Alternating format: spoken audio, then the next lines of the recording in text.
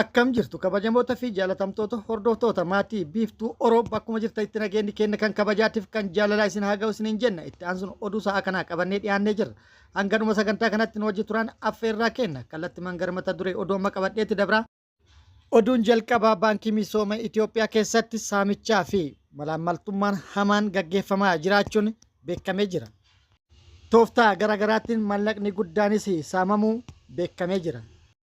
Oduun itti aanu oduu oolmaa Oromiyaati. Oduu oolmaa Oromiyaatiin lolli loltoota mootummaatii fi waraana bilisummaa Oromoo gidduutti Oromiyaa bakkoota garaagaraatti gaggeeffamaa jiru itti fufee jira.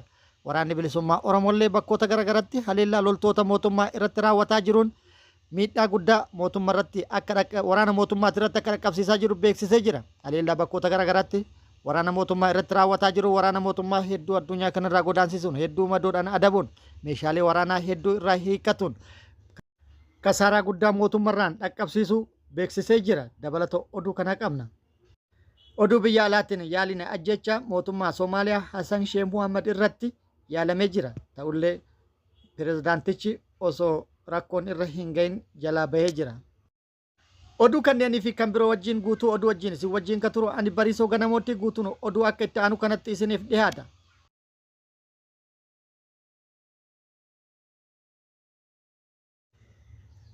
Baankii misooma Itoophiyaa keessatti malaammaltummaa fi saamichi hamaan gaggeeffamaa akka jiru himamee jira.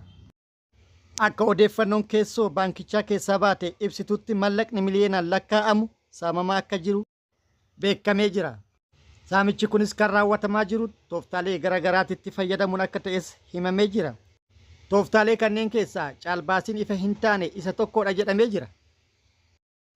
Dhiyeenyuma kana hooggansi baankichaa caalbaasii ifa hin taane baasanii kaafteeriyaa baankichaatiif meeshaalee adda addaa bitanii ture. Kanaanis wal qabatee mallaqni guddaan akka hatame beekamee jira. Odeeffannoon keessoo isaaniitti baatee akka ibsitutti hooggansi baankichaa gabaasa koree meeshaalee kana ilaallatu dhiheessaniin birrii miliyoona 38 baasii ta'uu ibsee jira. Akkasumas sanduuqni balfi itti kuufamu kan gabaarratti birrii 4,000 hanga 5,000 1,100 bitame jedhamee jira. Kubbaayyaan tokko kan birrii 300 gabaarraa bitamu birrii 2,000 bitamee akka dhiyaate. Akkasumas saana tokko kan gabaarratti birrii 400 ta'e birrii 6,000 akka bitametti sananni dhiyaatee jira jedhamee jira. Walumaa galatti bittaa meeshaalee mana nyaataa kana qofaan mallaqni mootummaa hanga miliyoona 20 ta'u saamamuun himamee jira. Oduu oolmaa Oromiyaatiin lolli loltoota mootummaatii fi waraana bilisummaa Oromoo gidduutti Oromiyaa bakkoota garaagaraatti deemaa jiru cimee itti fufee jira. Waraanni bilisummaa Oromollee lola zoonota Oromiyaa hedduu keessatti deemaa jiru kana irratti loltoota mootummaa irratti haleellaa raawwataa jiruun cimsee itti fufuudhaan miidhaa guddaa kan qaamatiif kan lubbuu irratti dhaqqabsiisaa akka jiruuf akkasumas meeshaalee waraanaa hedduu irraa hiikkatuun kasaaraa guddaa mootummaa irratti akka dhaqqabsiise akkasumas akka dhaqqabsiisaa jirus waraanni bilisummaa Oromoo beeksisee jira. Haaluma kanaan waraanni bilisummaa Oromoo zoonii lixa Oromiyaa bakkoota garaagaraatti haleellaa waraana mootummaa irratti raawwateen miidhaa guddaa waraana mootummaa irratti dhaqqabsiisuun injifannoo argatuu beeksisee jira. Bitootessa 18,2025 lixa Oromiyaa Qeellam Wallaggaa aanota garaagaraa irratti haleellaa raawwateen injifannoo argadhe jedhee jira. Aanaa Anfilloo fi aanaa Sayyotti haleellaa raawwateen miidhaa guddaa loltoota mootummaa irratti dhaqqabsiisuun injifannoo argatuu odeeffannoon gara sirraa nu geette ibsitee jirti. Aanaa Anfilloo iddoo addaa Kolii jedhamuu fi aanaa Sayyoo ganda Dulii iddoo addaa Sakkoo jedhamutti haleellaa loltoota mootummaa irratti raawwateen loltoota mootummaa hedduu addunyaa kanarraa godaansisee hedduu immoo madoodhaan adabee kan harkaan qabus baay'ee akka ta'e odeeffannoo achirraa nu geette ibsitee jirti. Meeshaalee waraanaa hedduus irraa hiikkatee jira. Akkasumas waraanni bilisummaa Oromoo zoonii kibba Oromiyaa Gujii lixatti loltoota mootummaa irratti haleellaa cimaa raawwateen miidhaa irratti dhaqqabsiisu odeeffannoo nu geette ibsitee jirti. Gujii lixaa aanaa Bulee Horatti haleellaa loltoota mootummaa irratti raawwateen loltoota mootummaa hedduu godaansisee hedduu madoodhaan adabee meeshaas irraa hiikkatuudhaan injifannoo irratti argatu beeksisee jira waraanni bilisummaa Oromoo. Akkasumas waraanni bilisummaa Oromoo zoonii giddugala Oromiyaa bakkoota garaagaraatti haleellaa raawwateen itti milkaa'uu beeksisee jira. Bitootessa 18,2025 galgaleessi haleellaa kaampii waraana mootummaa irratti raawwateen kaampicha guutummaan guututti hojiin ala taasisee jira. Haleellaa mooraa waraana mootummaa irratti raawwate kanaan waraana mootummaa hedduu gara as hin deebinetti godaansisee hedduu madoodhaan adabee meeshaalee waraanaa hedduus irraa hiikkatee jira. Viidiyoo kanarraa ilaaluun ni danda'ama.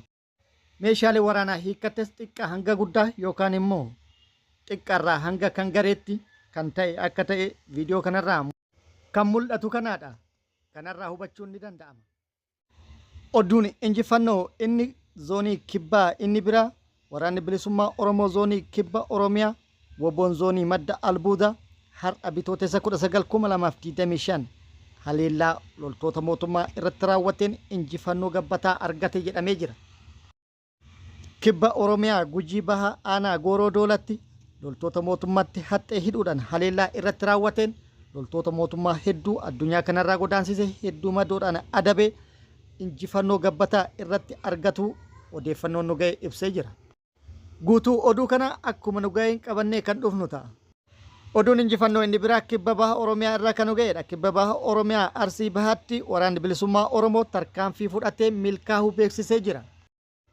Arsii Bahaa Aanaa Xiyyoo ganda torban Uunshoo jedhamutti halkan bitootessa 16,2025 itti seenuudhaan kaadhirootaa fi milishoota mootummaa maqaa gibiraatii fi kaffaltii adda addaatiin ummata dararaa fi doorsisaa turte irratti tarkaanfii fudhateen guutumaan guututti tabobbaate to'atee jira. Tarkaanfii fudhateen walumaa galatti namoota 8 kan to'ate yoo ta'u yookaan harkaan kan qabe yoo ta'u yeroo ammaa kana qorannoo irratti gaggeessaa akka jirus beekamee jira. Oduun injifannoo inni biraa waraanni bilisummaa Oromoo humna haaraa oomishuu itti fufee jira. Tibbana Oromiyaa bakkoota garaagaratti humna haaraa leenjii loltummaatii fi leenjii siyaasaa yeroo dheeraaf ga'umsaan leenjisaa ture eebbisuu itti fufee jira. Matakkal osoo hin hafin golee Oromiyaa guutuutti akkasumas hanga funyaan Finfinneetti humna haaraa leenjisuu itti fufuun eebbisee bobbaasullee itti fufee jira. Haaluma kanaan tibbanas bakkoota garaagaratti kan leenjisee eebbisee bakkoota garaagaraa irraa bobbaasee jira. Oduun injifannoo inni biraa immoo loltoota mootummaa bakkoota garaagaratti haleellaa irra raawwataa ture hedduu isii harkatti qabatee booji'ee agarsiisaa jira. Kan amma argaa jirtan kun isaan keessaa tokkodha. Oduun itti aanu Jibuutiin koomunitii Itoophiyaatiif lafa ijaarsa mana barumsaatiif oolu tolaan kennitee jirti.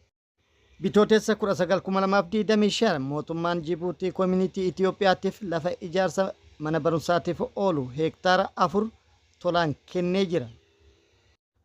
Jibuutitti ambaasaaddarri Itoophiyaa Birhaanuu Tsaggaayee fuula miidiyaa hawaasaa isaa irratti dhaamsa dabarseen mootummaan Jibuutii lafa mana barumsaa irratti ijaaramu tolaan koomunitii Itoophiyaatiif kennu ibsee kennaan Jibuutiin koomunitii Itoophiyaatiif laatte kuni ollooma gaarii kan agarsiisuu fi kan cimsu jedhee jira. Akkasumas lafa ijaarsa mana barumsaatiif kenname kana irratti dursee kan ijaaramu oolmaa daa'immanii akka ta'es akeekee jira.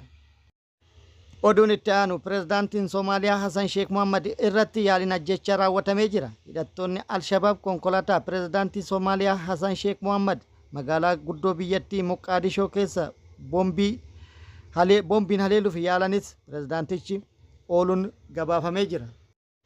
Pirezidaantichi qibxata kaleessa osoo magaalaa keessa deemaa jiranuu haleellaan boombii konkolaataa isaanii irratti xiyyeeffachuun raawwachuu gareen Alshabaab kun beeksisuu Reuters gabaasee jira.